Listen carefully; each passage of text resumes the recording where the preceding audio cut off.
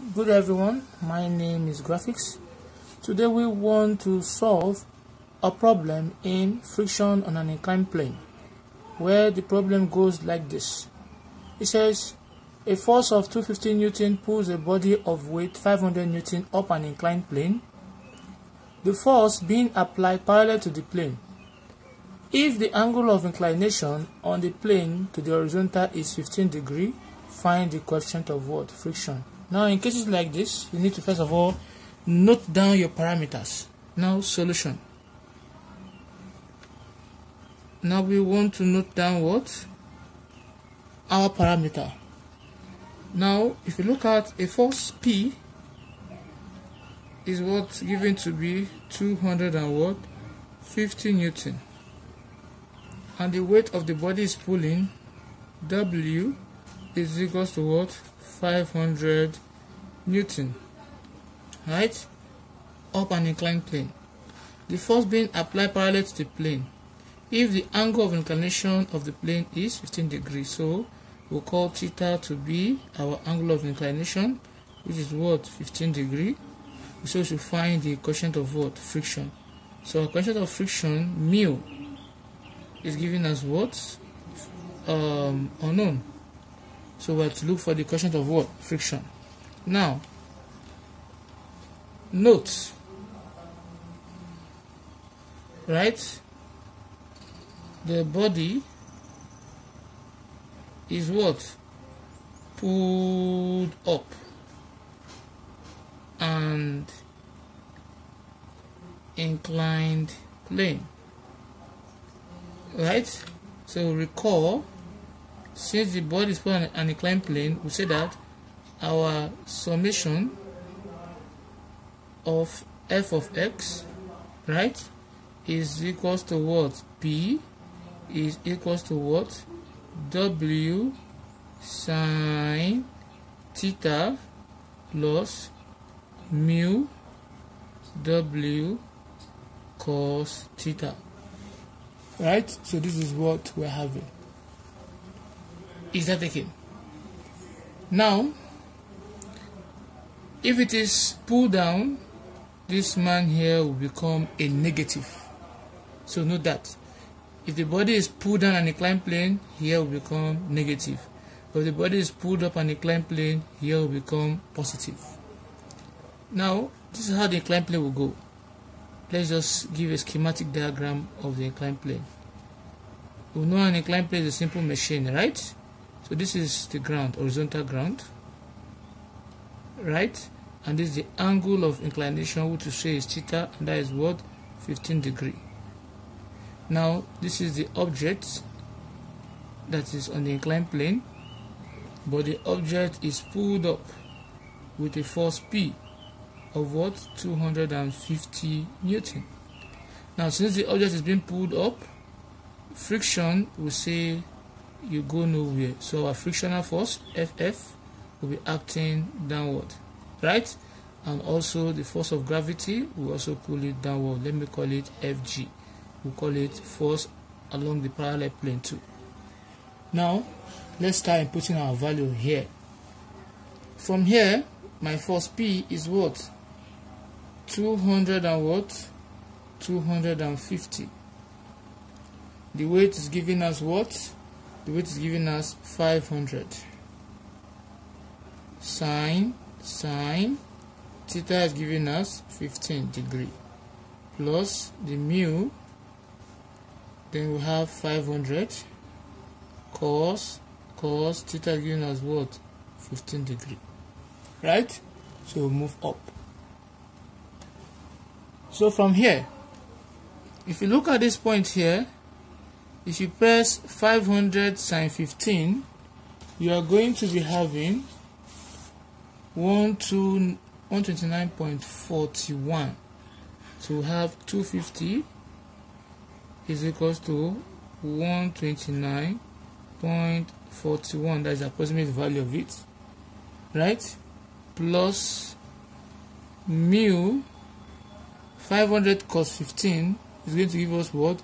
482.96. We have 482.96. So this is what we have. So if I collect like terms, if this 129 come here, my 250 minus 129.41, this is coming here, the sign will change, and that will give us what? 482.96 mil, right?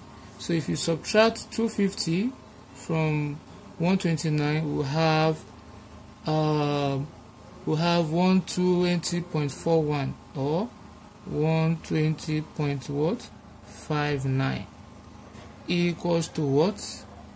Equals to 482.96 mil.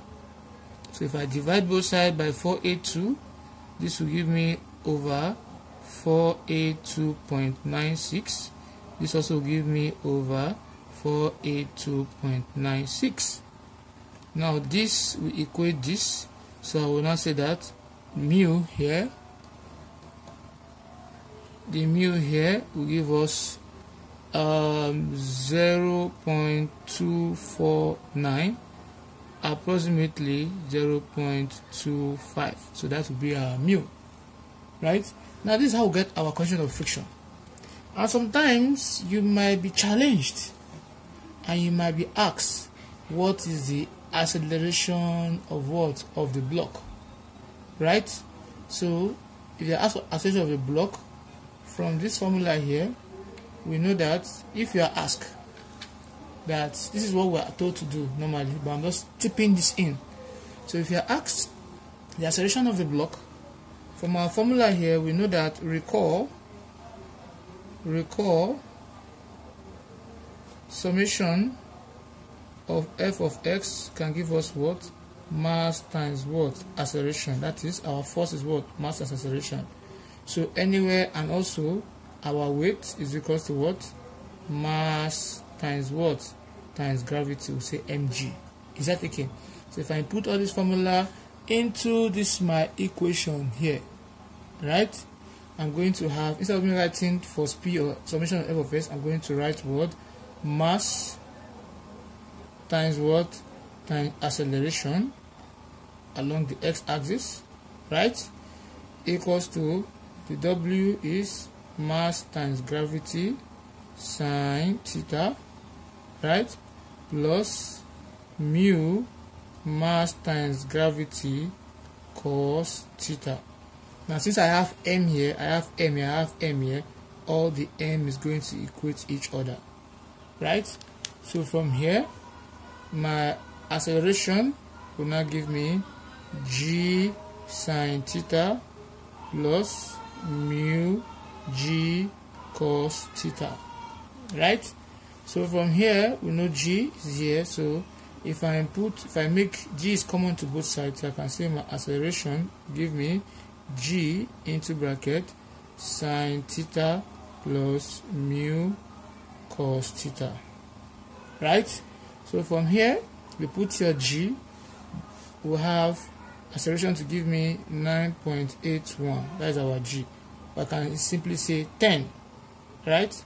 So this will give me sine what? Sine 15 plus, what is the mu? Mu is 0.25 that we calculated for. We'll have cos 15, right? So in putting this value here, we are going to have, let's see. So when you input it, we'll have 9.81 into bracket sine 15 is 0.259, right, plus cos 15 is what? Our cos 15 will give us 0.966, so we have 0.25 multiplied by 0.966, right? So if you multiply this, this is going to give us 0.259 plus, now this times 0.25, so we have times 0.25, that will give us 0.241, right? 0.241. So when you add these two together,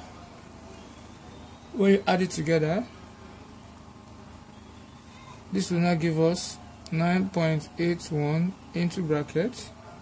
We have 0.241, right, plus 0.259. That will give us 0.5. So 0.5 times 9.81 will give us 4.90 or 4.905, approximately 4.91 or approximately again 5. Are you with me? Meter per second square. So any of the three here should be your answer. So that is the acceleration of the block. If you are trying to pull it up, the speed, the acceleration, so that's what we have. So if you find the video helpful, please don't forget to click on the subscribe button. Now we'll try to analyze that of what? Of problem 2 and see how we can do. So next question. Now this question will be under screw jack, right? And the question goes this way. It says a square threaded screw jack of mean diameter 50 mm has 3-degree angle of inclination of the thread and coefficient of friction of 0.06. Find the effort at the end of the handle 450 mm long that is used to what? Raise the load of 20 kN and also used to lower the load of 20 kN because they say the same load, so they mean 20 kN. So the first thing, like I said, input your parameter. So let's move and see our parameter solution.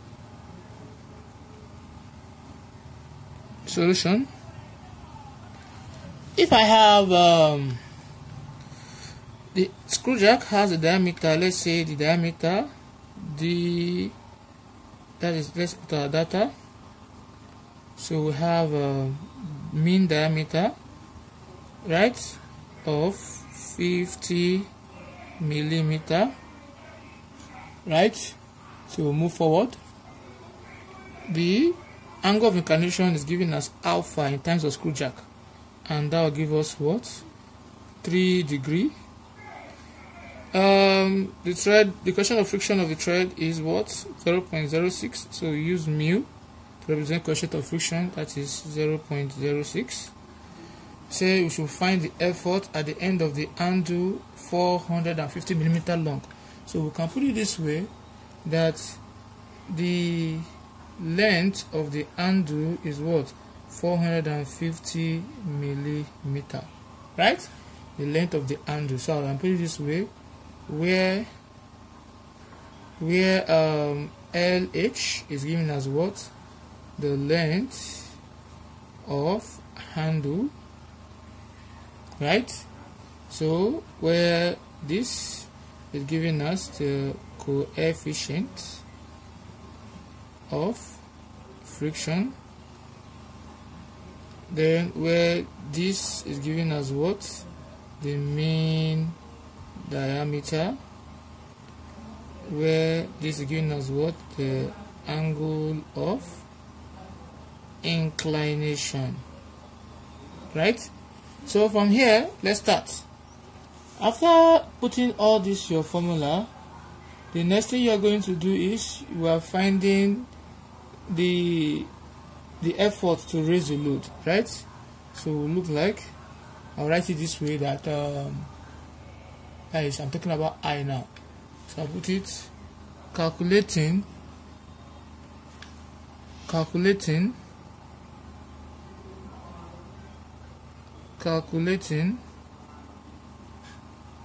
effort required to what? To raise the load of 20 kilonewton. Is that okay? So Recall is a formula. Recall, we say that the force P is equals to what? The weight tan alpha plus what? Phi. Right? This is our formula here. So from here, our weight is giving us 20 kilonewton. Don't forget, that's our weight. So I will add it to it. W is giving us what? It's also giving us what? Our P. So that's the W, and that will give us 20 kilonewton, which is saying 20,000 newton. The K there. So from here, let's input that and see. So the force here, P, will now give me what is W. W is 20. But if you look at this now, we know W, right? We know alpha, but we don't know phi here. So you will now put it this way. I'll call this to be my what? My equation 1. So while it does this, I'll write calculating for this, right? And I'll put it this way. Recall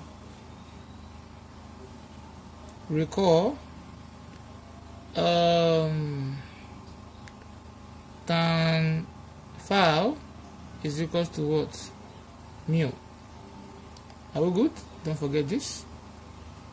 So when you put it, we say that my tan phi will give me, this is what? 0.06. So the phi here will give us tan inverse 0.06. So when you input that in your calculator, you have it to be 3.433 degree. 3.433 degree.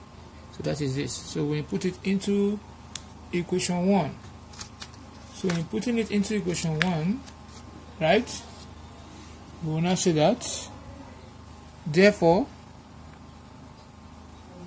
the force P will give us W, which is what? 20,000 tan into bracket alpha is 3, then plus this man here, which is this man here, and that is what? 3.433. So this will now be giving us, when you put it, it will be 20,000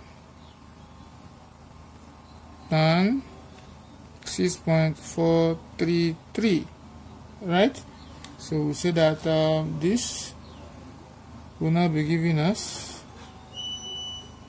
2255.02 Newton, right? So from there, it can also be equal to what? 2.25 kilonewton if you want to put them in kilonewton, right? So now from here, what we are going to do will be, we'll move forward from here, and we'll now write that the force required at the end of the lever. So the force required at the end of the lever, right? So recall, we know that the force at the handle times the length of the handle is giving us the P times what? The D over 2. So this is the force at the handle. I'll write it there. The PH giving us what? The force at handle. Then the LH, we already written that before, that is the length of the handle. Then the P itself is giving us what? This force we got here, right? We already know what it is. Then D here, I put DM, and that's giving us what? Our mean diameter. We already written it here, right? So from here, we say PH, force at the handle, is what we're looking for now, because we say the force required at the end of the lever. The end of the lever is the handle of the lever. So force at the handle multiplied by the length of the handle is what? 450, just like we said earlier, is equals to what? The force, which is this force we calculated here, which is 2,255.02 multiplied by the diameter is 50 millimeters, so it will be 50 all over 2. So by the time you do that, I will now put it this way by saying that I will input this from here, we'll put it here. So from there, let's see, force at the handle will now give us 2,255.02. Let's do that. 2,255.02 multiplied by 50 over 2, which is 25. That will give us 25. Right? Everything divided by what? 450. Because if you divide both sides by 450, you have what I'm doing here now. So at the end of the day, by pressing this on your calculator, we say that the force at the handle will now give us 56,375.5 all over what? 450. So the force at the handle will now give us 125.27 Newton. So that is the force at the handle, right? So the same thing we're repeating here. We'll go to the next one again. We'll repeat the same process we've done for the one of or the one to raise the load. So the force required to raise the load is what? 125.27 Newton. Now I want to look for the force required to lower the same load. So what will you do here? This is what you are going to do. So you can just table this out, right? You write it out by saying force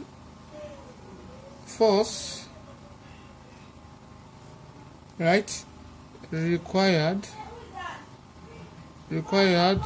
to lower the load. So when you do that, you say that recall what load? The load is what? 20 kilonewton, right? So let's do that. From here, we say that recall that the force P is equals to what? W tan, you put phi minus alpha now to be subtraction, because you must have a negative here. The first one was alpha plus this, right? Now you must allow the bigger letter, the bigger figure to come before the smaller figure. Now from here we'll do the same thing from here, and we'll say that our P here will now be equals to 20,000 brackets 3.433 minus 3. So from here, P here will give us, which is the force, will give us 20,000, right? There's a tan here, don't forget that. There's a tan here, let me not forget about that. 20,000 tan 0.433, right? So the force P here will now give us what? It's going to give us 151.148 Newton. Are we good? So from here, we'll now look for the force required at the end of the lever, right? So the force required at the end of the lever will now be, so the force required at the end of the lever will now be, recall The same thing we say the force at the handle multiplied by the length of the handle is equal to what? The force times what? The diameter over 2. So from here, this will give me the force at the handle multiplied by the length of the handle, which is what? 450, equals to what you have here, P, which is 151. So I'm going to put 151 here. 151.148 multiplied by what? 50 over 2. So we say that the force at the handle times 450 will give us 151 multiplied by 151.148 times what? 25. So in the long run, the force at the handle will give us 151.148. Sorry, let me write this well. So the force at the handle will now give us 151.148 times 25 divided by what? 450. So what you now get here when you press calculator, the force at the handle will now give us 8.397 Newton. So this is the force required to what? To lower the load, right? So if you find this video helpful, please don't forget to click on the subscribe button. So it's just how it goes. Thanks for watching.